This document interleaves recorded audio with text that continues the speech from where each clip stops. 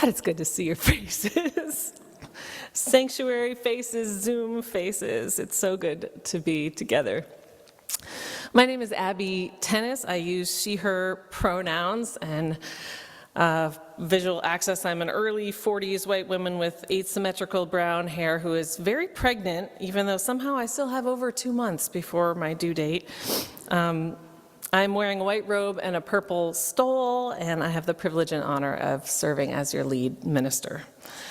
Many of you know that I've been on sabbatical for the past 3 months, and so it's especially exciting to see all of you after such an extended time away. And I wanted to just particularly thank all of you who have led and served this community, who've shown up and sang and played instruments. Can we get a particular round of applause for Hannah and the board and the staff and everyone else who is...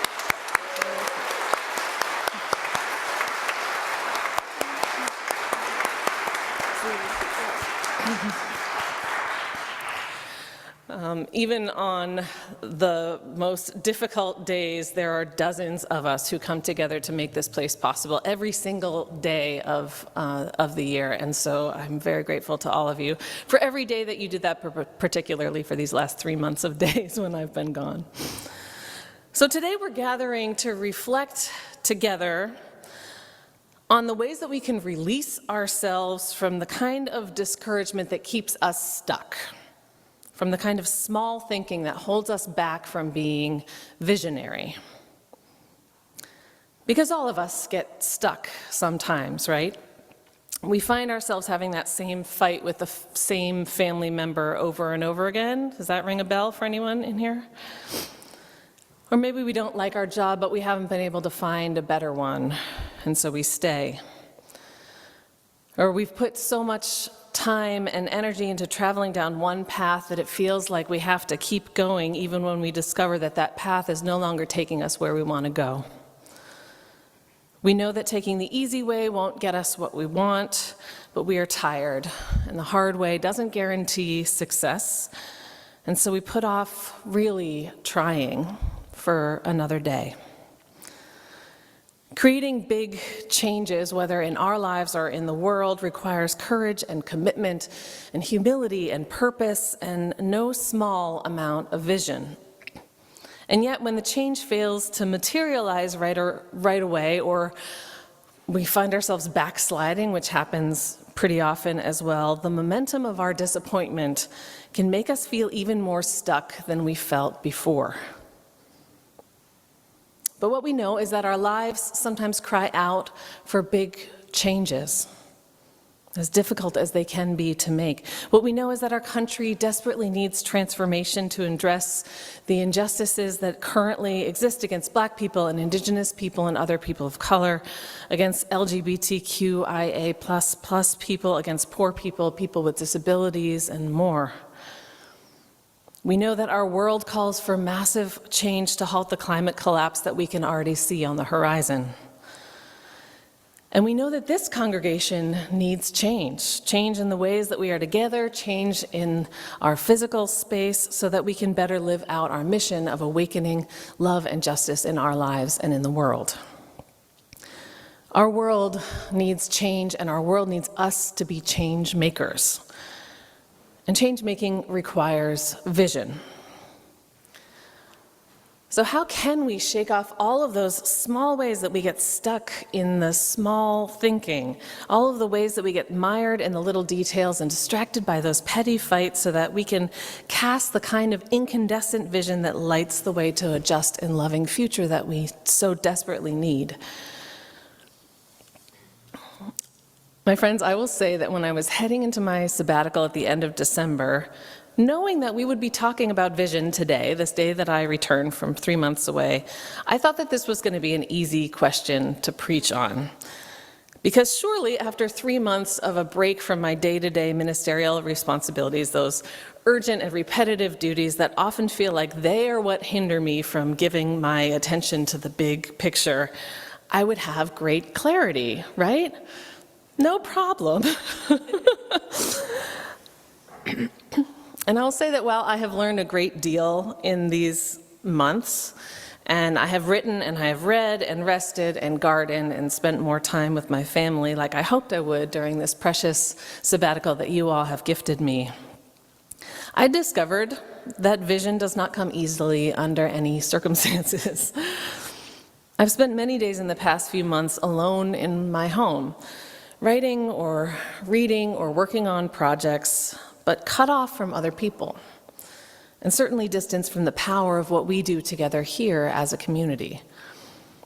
There have been days when I have lost my sense of purpose. There have been days when I've lost my sense of self. And there have been more days than I would like to share where it was easier to dwell on all of my own shortcomings than nurturing the gifts that I bring to the world. Some days I could see in intricate detail all of the things that we need to change here to become the community that we yearn for. And yet when I strove to remember all that's incredible and inspiring about our community, my sight became blurry and my inner demons yelled out, "It's your fault, Abbey."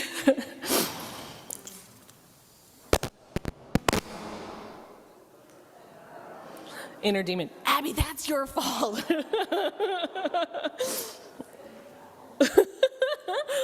So in other words, when I tried to connect to that deep and powerful why of this congregation, why we do what we do, why is it worth it, why does religious community matter in a world where there are so many other pressing concerns, I got stuck.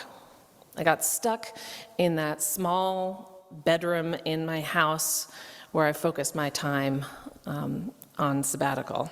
Not all the time, but like a lot of the time.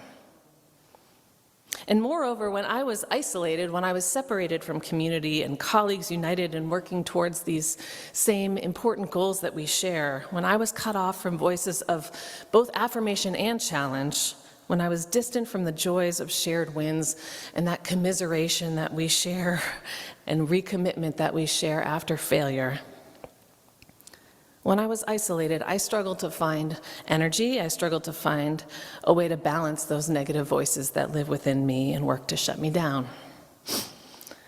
And so, my friends, if you, like me, find yourself feeling stuck, disconnected from meaning, or isolated and overwhelmed by those negative voices that can sometimes arise in each one of us, what I learned on sabbatical, and what I knew before and what I will forget again, no doubt, is that we have to reconnect with our why, and we have to reconnect with our who. Reconnect with the why, reconnect with the who. If we seek to make change in our lives and in the world and in this congregation, we must do it from a place that's grounded in the joy that the change will bring. We must do it alongside people who share our dreams, people who will appreciate the gifts we share, and people who will lovingly challenge us to become better.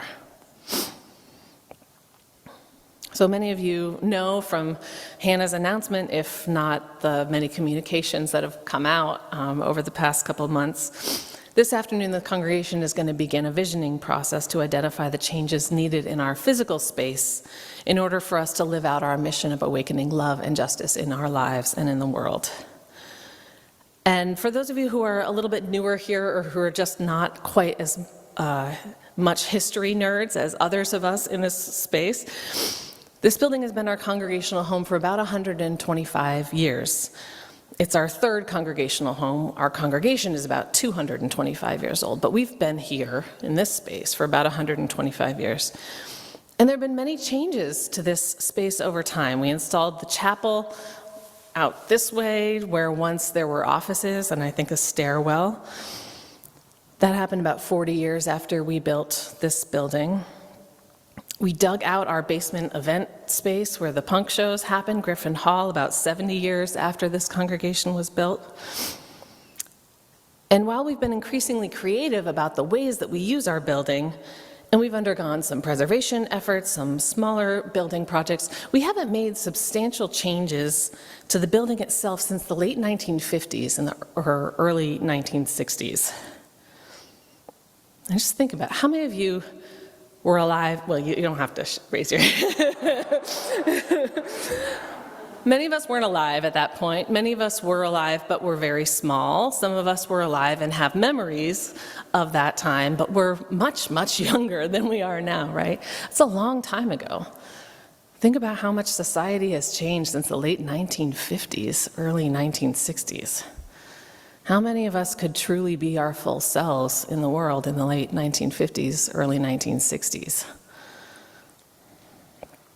It's true that there's many similarities to our congregation now and our congregation then. It's true that we gather in worship and children's spiritual development on Sundays like we did then.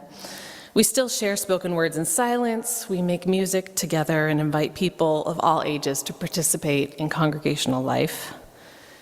We work for justice in our city and our world. Those things have not changed since we were founded, really.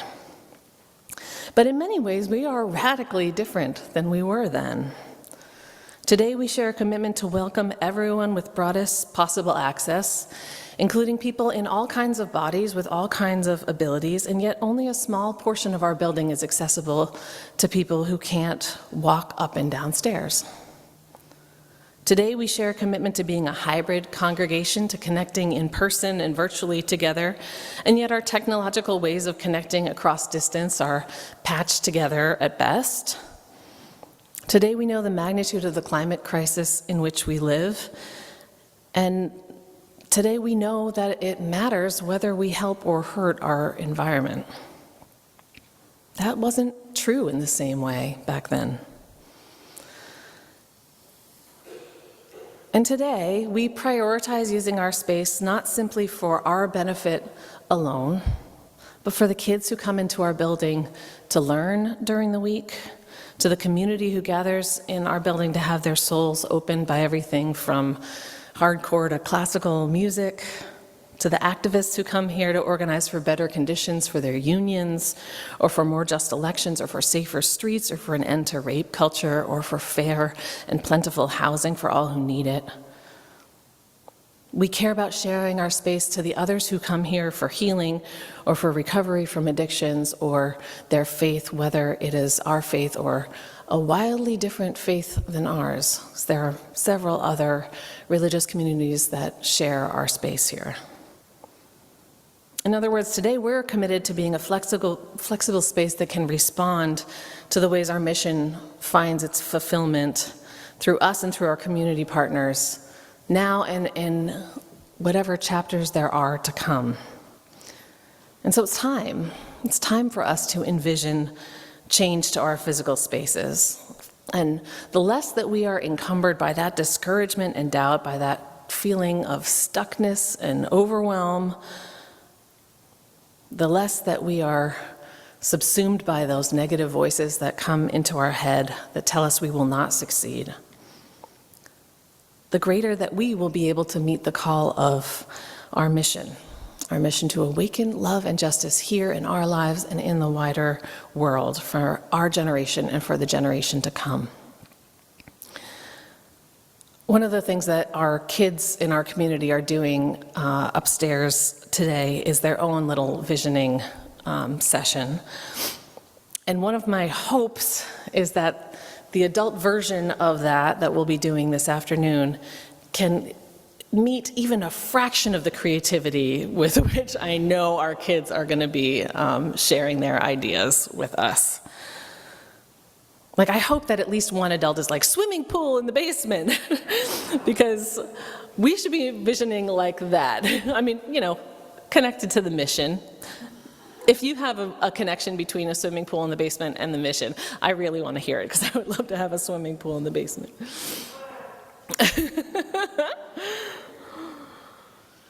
Arundhati Roy writes, "Another world is not only possible, she is on her way. On a quiet day, I can hear her breathing."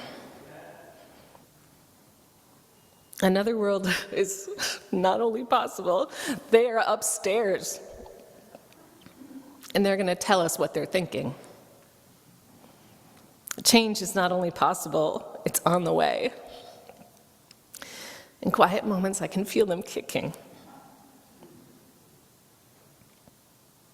So friends, whether you feel stuck today in some place in your personal life, Whether you feel discouraged about the state of the world and your ability to create change in it. Whether you are struggling to imagine how this place could look and feel different in order to meet the needs of the future we have not yet met. May we not be overcome by those negative voices that tell us it's our fault or that there's nothing that we can do. May we not be weighed down even by just those small thinking voices that keep our vision small. May we find our why. May we find our who. May we find it together. Amen. Blessed be. Hi, I'm Reverend Hannah Capaldi. And I'm Reverend Abbey Tennis. We are the ministers at the First Unitarian Church of Philadelphia, where our mission is to awaken love and justice in our lives and in the world. We're so grateful that you watched, and we hope that the sermon connected with your soul. We also want to invite you to join us for a live worship service every Sunday at 11 a.m. Eastern Time. You can always find the link to that service on our website at www.philauu.org. In these services, you'll hear words like you've just heard, and you also get a chance to greet one another, pray together, sing together, and we even hold a virtual coffee hour after services to get a chance to greet some new and old friends. If you want to support the mission of this community and you feel moved to give, you can do so by going to the website that Reverend Abbey just mentioned. You can find that link below, or you can text 215-709-5095 and follow the prompts to give. If someone in your life needs to hear these words today, we encourage you to share this video. And again, thank you so much for watching. We hope to see you soon.